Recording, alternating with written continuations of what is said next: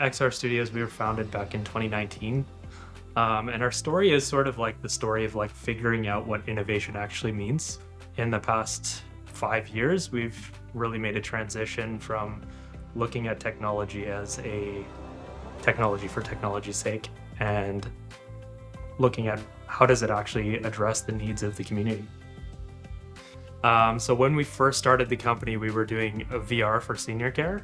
What we realized was it had a positive impact for a short period of time, but in order to really be innovative, you have to have this consistent experience of not just a marginal improvement in quality of life for seniors, but a marked improvement. Fortunately or unfortunately for us, around this time, COVID struck and that arm of our business was no longer viable. We kind of couldn't install our VR equipment anymore. And a lot of technology has aimed to help us be more connected, but has sort of produced this epidemic of loneliness and the doom scroll, more of a disconnection than a connection. And what we're really looking to do is leverage some of the same technologies, create opportunities for people to engage with one another in real life, and really create a community connection. So we made a transition over to augmented reality. And so we created all of these different artistic pieces for people to experience across the city. Here in London was one of our first projects.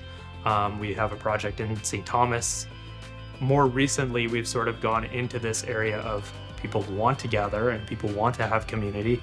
And so how can we build tools that allow and facilitate that? Examples that I'm really proud of, I think we've recently done a project with the Guelph Black Heritage Society, doing storytelling around the Underground Railroad, working with the Indigenous community to do cultural storytelling, telling their oral histories, and bringing them to life. Ultimately, our product is designed to sort of help with these issues of social isolation. In addition, we work with a lot of nonprofits and charities to create augmented reality content they wouldn't be able to afford.